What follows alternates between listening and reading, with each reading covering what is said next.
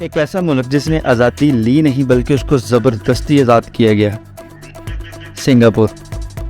اور اپنی آزادی سے پہلے سنگاپور ٹیریبل پوزیشن میں تھا۔ اس کی پاپولیشن کا 2/3 حصہ سلمز میں رہتا تھا،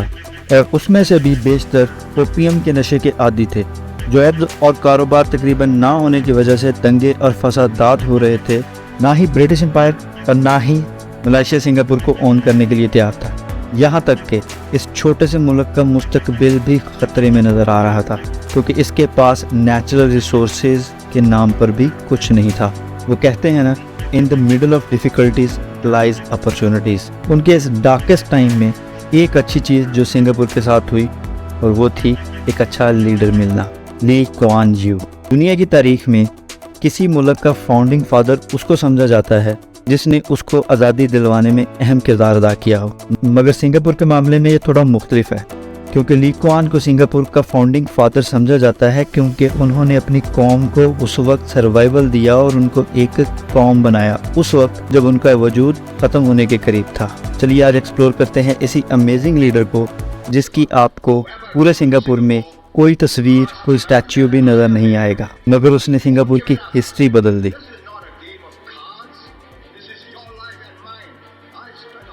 لی کوان کے لیڈرشپ امپیکٹ کو سمجھنے کے لیے ہم کو تھوڑا سا سنگاپور کی ہسٹری کو سمجھنا پڑے گا۔ ویسے تو سنگاپور کا علاقہ پورچوگیز اور ڈچ دونوں کے ہی قبضے میں رہ چکا تھا، لیکن ہم جانتے ہیں اس کی انڈیپینڈنس سے پہلے کی ریسنٹ ہسٹری کے بارے میں۔ برٹش کمپنی ایسٹ انڈیا، جو کہ میجرلی ٹریڈ کے بزنس میں تھی، اور اس میں اوپیم بھی شامل تھی، اور وہ اس اوپیم کو نارتھ انڈیا سے دنیا کے مختلف علاقوں میں سپلائی کرتے تھے، اور اس سپلائی کا روٹ سنگاپور سے ہو کر گزرتا تھا۔ اور اس ٹریڈ کو سموتھلی ہینڈل کرنے کے لیے ان کو ایک پورٹ کی ضرورت تھی، جو کہ نہ صرف ان کے ٹریڈ روٹ کو پروٹیکٹ کر سکے بلکہ اس اوپیم کو وہاں پہ پروسیس بھی کیا جا سکے۔ تو کمپنی نے اپنی پورٹ بنائی۔ نہ صرف اوپیم وہاں پہ پروسیس ہو کے پوری دنیا میں سپلائی ہوتی تھی، بلکہ سنگاپور کی اپنی پاپولیشن بھی اس اوپیم کا شکار ہو چکی تھی، اور وہ بھی بری طرح۔ اور اس سنگاپور پورٹ نے کمپنی کی ٹریڈ کے لیے بہت اہم کردار ادا کیا، کیونکہ اس کے لیے کمپنی نے زیرو ٹیکس سیٹ کیا تھا۔ اور یوں کمپنی کے ٹریڈ روٹ میں اس کی اہمیت کو جانتے ہوئے 1867 میں آفیشلی برٹش امپائر نے اس ایریا کو اپنی کالونی بنا دیا، اور کمپنی کے لیے سب ٹھیک چل رہا تھا۔ مگر ورلڈ وار 2 کے بعد یہ علاقہ جاپنیز کے کنٹرول میں چلا جاتا ہے، اور یہاں کے لوگوں کو وار پریزنر کے طور پر ٹریٹ کیا جاتا ہے۔ اگلے 3 سال تک یوں ہی چلتا رہتا ہے، اور 1945 میں جاپنیز یہ جنگ ہارنے کے بعد یہ علاقہ چھوڑ دیتے ہیں۔ تب تک سنگاپور میں اوپیم کا نشہ، گیمبلنگ اور پروسٹیٹیوشن عام ہو چکی ہوتی ہے، اور انفراسٹرکچر مکمل طور پر تباہ ہو چکا ہوتا ہے۔ غربت اور بے روزگاری کی وجہ سے سنگاپور کی عوام نہ صرف اخلاقی بلکہ معاشی بدحالی کا بھی شکار ہو چکی ہوتی ہے۔ اور یوں جاپنیز ٹروپس کے یہ علاقہ چھوڑ دینے کے بعد برٹش ایڈمنسٹریشن واپس کنٹرول سنبھالتی ہے۔ برٹین میں ڈیموکریٹک پولیٹیکل چینجز کی وجہ سے اس علاقے میں برٹش انٹرسٹ آہستہ آہستہ ختم ہو جاتا ہے، اور یہاں کے لوگ سیلف گورننس کی طرف بڑھنے لگتے ہیں۔ اپنے کانسٹیٹیوشن اور لا میکنگ کی اسٹیبلشمنٹ کے پروسیس سے گزرنے کے بعد 1959 میں سنگاپور میں فل سکیل الیکشن کرائے جاتے ہیں، اور ان الیکشن کو جیتتے ہیں لی کوان۔ اور یہاں سے شروع ہوتا ہے لی کوان کا ایک امپیکٹ فل لیڈر بننے کا کرزمیٹک سفر۔ معاشی بدحالی اور جنگ کے آفٹر افیکٹس کے بعد اپنی قوم کی حالت کو دیکھتے ہوئے انیشیلی لی کوان چاہتے تھے کہ سنگاپور کو ملائیشیا میں مرج کر دیا جائے، کیونکہ اکیلے اور ایسی معاشی بدحالی میں ان کی قوم سروائیو نہیں کر سکے گی، اور اس کے بدلے میں سنگاپور کی آفر تھی کہ اپنے ریونیو کا 40% ملائیشین فیڈرل گورنمنٹ کو کنٹریبیوشن کے طور پر دے گا۔ ملائیشین گورنمنٹ اور سنگاپور کی پولیٹیکل اتھارٹیز کے بیچ میں پاور اور رائٹس کی ڈسٹریبیوشن کے مسائل ابھی بھی ایگزسٹ کرتے تھے، اور انہی ڈسپیوٹس کی وجہ سے ملائیشیا اور سنگاپور میں پیدا ہوئے ایتھنک کرائسس اور بہت سے دنگے ہوئے، اور یوں لی کوان کی اس خواہش کو یا پلان کو کامیابی نہ مل پائی، اور یوں 1965 میں ملائیشیا نے سنگاپور کو اپنے سے الگ کر دیا، اور اس طرح سنگاپور ایک انڈیپینڈنٹ اسٹیٹ کے طور پر سامنے آیا۔ 1967 میں برٹش گورنمنٹ نے ڈیسائیڈ کیا کہ وہ مکمل طور پر سنگاپور کو چھوڑ دیں گے، لیکن اپنی آرمی اور ڈیفنس نہ ہونے کی وجہ سے لی کوان نے برٹشرز سے ریکویسٹ کی کہ کچھ عرصہ برٹش اتھارٹیز یہیں رہیں اور ان کو سنبھلنے کا موقع دیا جائے۔ ان کو 4 سال کا وقت دیا گیا اپنے معاملات کو ریزالو کرنے کا، اور یوں طے ہوا 1971 میں برٹش ٹروپس مکمل طور پر سنگاپور سے وڈرا کر لیے جائیں گے۔ اور اس وقت سنگاپور سیریس کرائسس سے ڈیل کر رہا تھا۔ ملائیشیا نے خود سے الگ کر دیا تھا، ملک میں جاب نہیں تھی، کاروبار نہیں تھے، فوڈ کی شارٹیج تھی، دنگے بھی تھے، اور خود ان کے پاس کوئی ایسے نیچرل ریسورسز بھی نہیں تھے کہ جن کی ٹریڈ سے اپنی عوام کے لیے کچھ کمایا جا سکے۔ اپنی میراکلس لیڈرشپ کی جرنی میں یہاں لی کوان نے کچھ کی انیشیٹوز لیے، جیسا کہ ان کا پہلا فوکس تھا اپنے قریب ممالک سے امن قائم کرنا،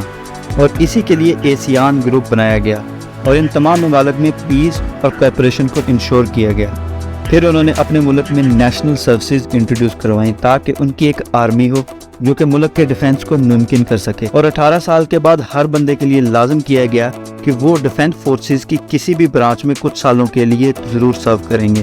اس کے بعد انہوں نے ایجوکیشنل پالیسی بنائی جس میں ہر نیشنل کے لیے ایجوکیشن کو کمپلسری کر دیا گیا، اور اس پالیسی میں بیسک ایجوکیشن ہی نہیں بلکہ پریکٹیکل ڈیولپمنٹ سکلز پر خاص فوکس رکھا گیا، کیونکہ سنگاپور کے اپنے نیچرل ریسورسز تو تھے نہیں، تو اب یہ ہو سکتا تھا کہ دنیا کو سکلز بیچی جائیں اور ملک کی اکانومی کو بہتر کیا جائے۔ وہ دنگے اور رائٹس جس کا ذکر ابھی ہم نے پہلے کیا، ان کی مین وجہ سنگاپور میں موجود مختلف ایتھنک گروپس تھے، اور بڑے ایتھنک گروپس میں ملیز، چائنیز اور انڈینز تھے، اور کچھ اور بھی چھوٹے گروپس تھے۔ ملک کو معاشی بدحالی سے نکالنے کے لیے ضروری تھا کہ ان میں امن اور انٹیگریٹی قائم کی جائے، اور انہی کمیونل کرائسس کو ڈیل کرنے کے لیے لی کوان نے ایتھنک انٹیگریٹی پالیسی بنائی، جس میں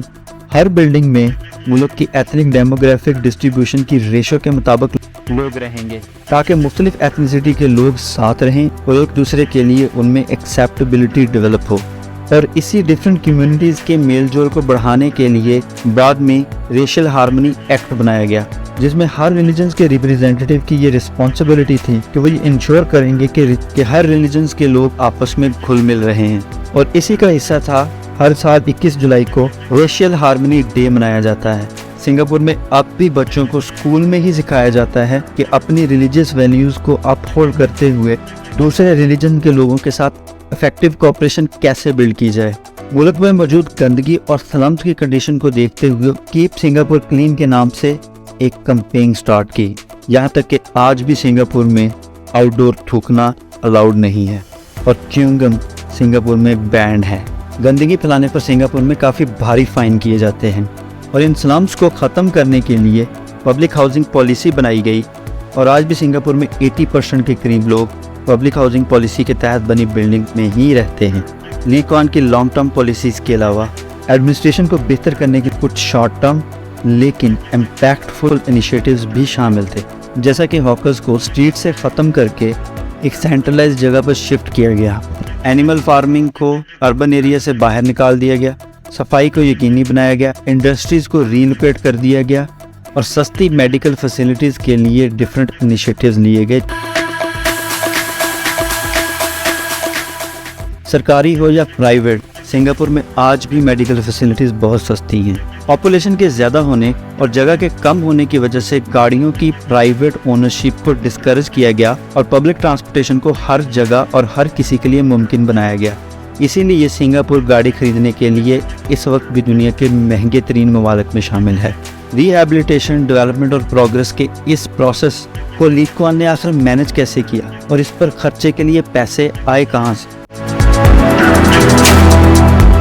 لی کوان نے گورنمنٹ کی ارننگ کو بڑھانے کے لیے کئی بزنسز شروع کیے جو کہ ٹرانسپورٹیشن، پاور، کمیونیکیشن اور میڈیا کے ڈیفرنٹ ایریاز میں کام کرتے تھے۔ ان کمپنیز کو گورنمنٹ لیول کے اوپر ہولڈ کیا جاتا تھا، اور ان سے حاصل ہونے والی تمام ارننگ کو واپس عوام کے اوپر خرچ کیا جاتا تھا، اور یہ تمام فیسلٹیز دنیا کے زیادہ تر ڈیموکریٹک ممالک میں پرائیویٹلی اونڈ ہوتی ہیں، اور اس کے ساتھ ہی اور پیسے کو اٹریکٹ کرنے کے لیے سنگاپور کی اکانومی کو ورلڈ کے لیے اوپن کر دیا گیا، اور ساتھ ہی سنگاپور پورٹ جو کہ اس وقت ان کا اکیلا ایڈوانٹیج تھا، اور سنگاپور ایئرپورٹ کو ورلڈ کلاس لیول کے اوپر تیار کیا گیا۔ ایک وقت میں اخلاقی بدحالی کا شکار ملک آج دنیا کی لیسٹ کرپٹ نیشن ہے، کیونکہ کرپشن کو ختم کرنے کے لیے سیلری سٹرکچر پر کافی زور دیا گیا تاکہ لوگوں کے پاس کرپشن کرنے کی بیسک ریزن ہی موجود نہ ہو۔ نہ صرف یہ، کرپشن کے خلاف کافی سخت سزائیں بھی رکھی گئیں۔ اور سنگاپور کی وہ ایجوکیشن پالیسی جس کا ذکر ہم نے شروع میں کیا، جس میں ٹیکنیکل سکلز کو کمپلسری کیا گیا تھا، اسی کی وجہ سے آج سنگاپور سرکٹ بورڈز اور دوسرے الیکٹرانک پارٹس اور مشینریز کو ایکسپورٹ کرتا ہے۔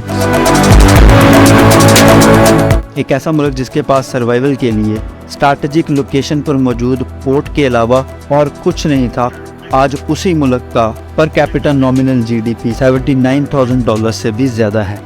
اور وہ قوم جو ایک وقت نشے، معاشی اور اخلاقی بدحالی کا بری طرح شکار تھی، آج ہیومن ڈیولپمنٹ انڈیکس میں دنیا کی 12ویں بہترین قوم ہے۔ اور ان کی اس کہانی کا ایک ہی ہیرو ہے، لی کوان، وہ ہیرو جس نے اپنی موت کے بعد یا اپنی زندگی میں اپنی تصویر یا کوئی مجسمہ بنانے کی اجازت نہیں دی۔ آج آپ کو سنگاپور میں کہیں بھی لی کوان کا کوئی مجسمہ، کسی چوک میں کوئی تصویر نہیں ملے گی، اور اپنے ملک کے لیے دی گئی اپنی تمام ایفرٹس کو ایک ڈیوٹی کے طور پر ہی ڈگنیفائی کیا۔ لی کوان 1959 سے 1990 تک سنگاپور کے لگاتار پرائم منسٹر رہے، اور اس عرصہ میں جتنی بار بھی الیکشن ہوئے، سنگاپور کے لوگوں نے لی کوان کو ہی پرائم منسٹر بنایا، جب تک کہ انہوں نے خود پرائم منسٹر کی سیٹ کسی اور کو دینے کا فیصلہ نہیں کیا۔ آپ کے نالج کو اگر ہماری ویڈیو سے ویلیو ملی ہو تو اسے دوسروں کو شیئر کریں۔ ہم ملیں گے اسی طرح کی ایک اور ویڈیو کے ساتھ۔